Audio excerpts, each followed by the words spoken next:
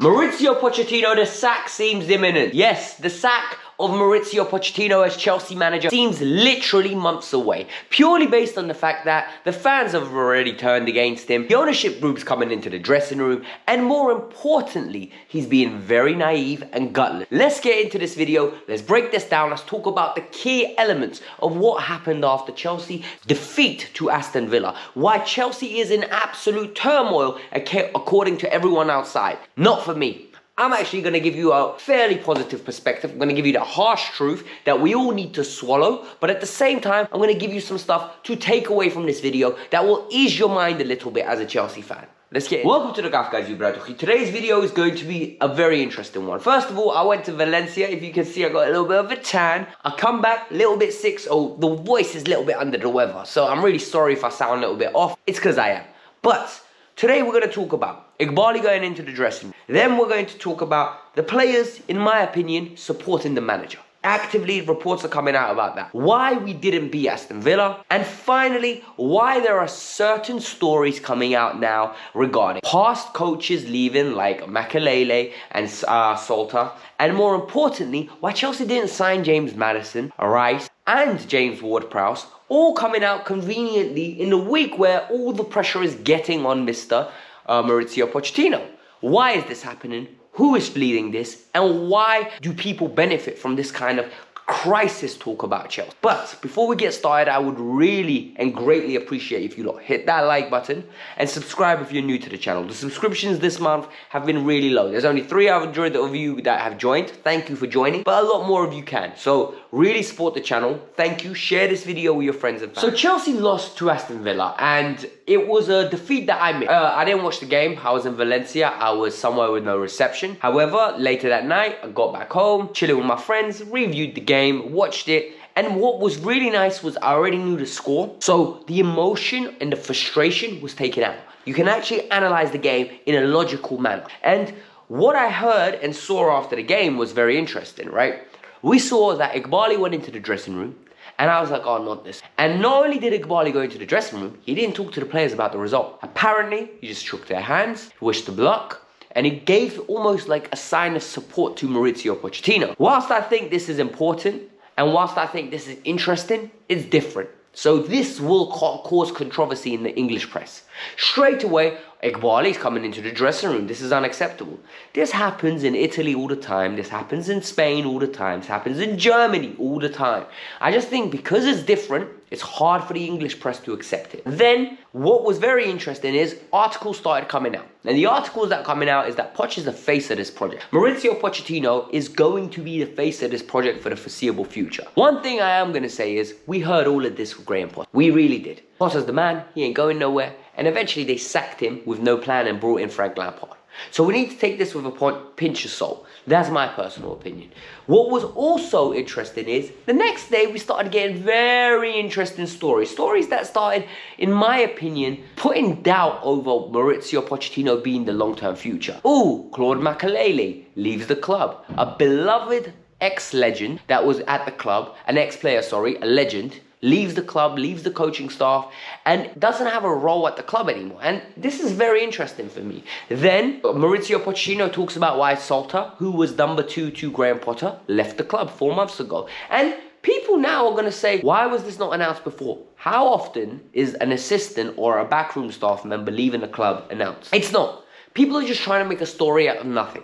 People are trying to cause panic. What I think is very interesting is, personally, I think Pochettino is within his right to know who is going to be in and around his coaching staff and how he's going to build his coaching staff. It's not the owner's business how he builds it. What the owners need to do is give him a platform to perform. And if results go poorly, we know who to blame. Guys, this is the 101 of a merger. If any of you don't know what a merger is when there's what company A and company B, they firm together, they merge. When that happens, you start to change some stuff. You start to get rid of some people. You start to remove elements of company A to make it more like company B. The reason this happens is because there's going to be resources that intertwine. And for me, at this moment in time, this is what's happening in Chelsea. Ole and Co have come in. They've got their own principles. They've got their own way they're going to do things. They've removed a lot of the old guard that was successful, and they've put their own imprint into it. Whether it's going to be successful in the long run, we are going to wait and we are going to find out this answer. As of this moment, as of present day, as of 2023, it's been an absolute failure. Like, there's no two ways about it. But there is hope. We are playing okay. We're just not taking our chances. And now we need to get into why I think we're not taking our chances. So Fabrizio Romano has come out, and Fabrizio was very open about, in my opinion, his stance on what's going on at Chelsea. He basically said that Chelsea are very young, Chelsea are inexperienced, and it's totally expected that this was going to happen. Pochettino echoed a similar sentiment after the game. He was very explicit with it. However, for me, this is coming directly from Chelsea. Chelsea are feeding him, listen, this is how we feel. We believe statistically we're fine. The Excel spreadsheet suggests we are fine. We will take our chance. This is what I believe is the cure to what's going on at Chelsea. Pochettino needs to accept that the players he's got in his squad are inconsistent. Reason being, they're very young, they're developing, and he needs to literally ride or die with them. Because at this moment in time, he's got no other choice. What has to happen is he needs to sacrifice a centre-back. Whether that's Thiago Silva, whether that's Disasi, he needs to decide if he is playing Gusto, who is going to be suspended now for 3 games, and so Disasi's going to go there. He needs to play one of Maatsen or Ben Chilwell. I can't believe I'm saying Ben Chilwell. One of the two has to play. Preferably, it would be Ian Maatsen. The reason being is you get another attacking outlet on that left-hand side in full-back forward. Then you need to move Enzo back.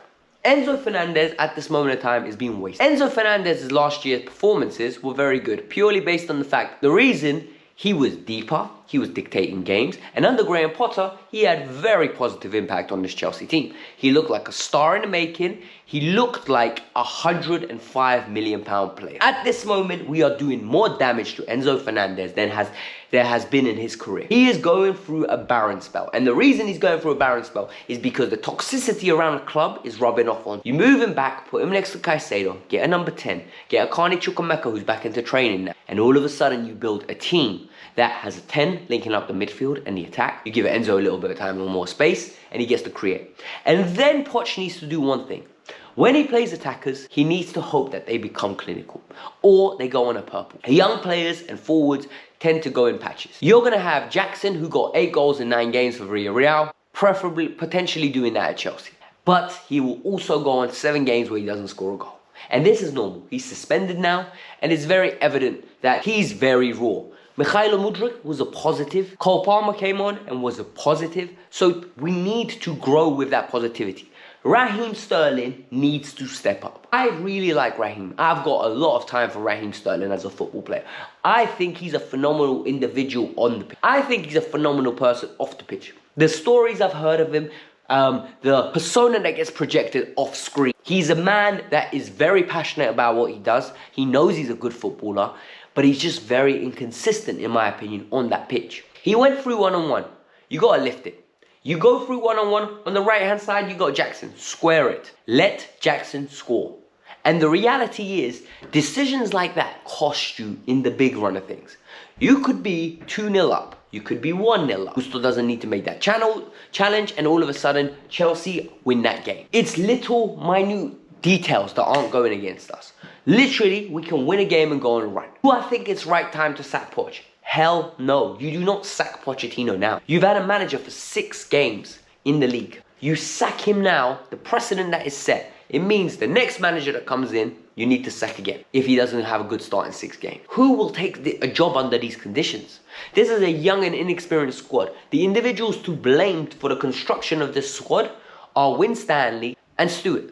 And the reason it's there to blame is because they constructed this squad. Pochettino wanted experience. We heard it over and over again. I need more experienced players. I need more players. They went in, instead of Mohamed Kudus or Joao Felix, they got him Cole Palmer. Good player, but inexperienced. So if you're going to point a finger at someone, I think it starts with them. And it starts with Todd Bowley. So we've got Brighton tomorrow, but prior to the Brighton game, Matt Law came out with all of his spite and all of his interesting takes, you know? When Chelsea go through a little barren spell, Matt Law loves it. You know, the reason Matt Law loves it is because he's got stories to tell. And what I found interesting is Matt Law now is coming out with slimy stories such as, oh, Chelsea never even looked at James Maddison because they believed his age isn't enough, is too high, so he can't play for the club. 26-year-old, Chelsea wouldn't look at.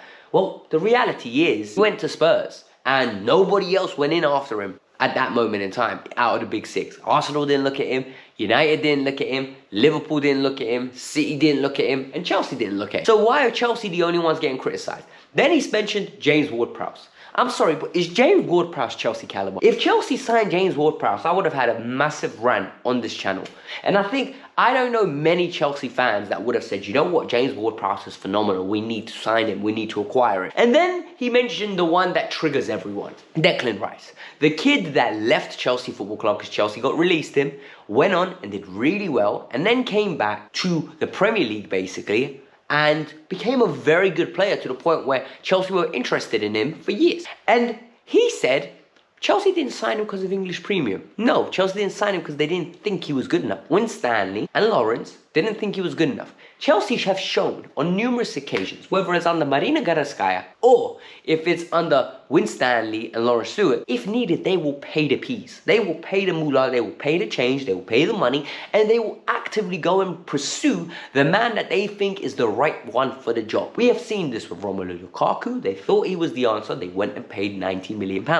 They saw this with Enzo Fernandez. They went and paid a record fee of the Premier League. They saw this with Moises Caicedo. They went and paid another record fee. So the evidence is there. They just didn't believe in the quality of Declan Rice. And personally, I think Declan Rice is a very good player, but I don't see the fuss. I don't think Declan Rice fixes this Chelsea team. Chelsea, at this moment in time, has an issue. And the issue is not we don't have a DM or Declan Rice. The issue is we are very young, we're very inconsistent, and adding Declan Rice to this equation would make us more inexperienced and, in my opinion, inconsistent. He's a good player, but he is looking even better in a team with Arsenal that's well-oiled and ready to compete for a title now. This is year 4 of their project. They need to start winning trophies. So that's the reality of it. Hit the like button, subscribe to the channel, let me know your thoughts, and yeah, peace out, I'm out. Have a lovely day.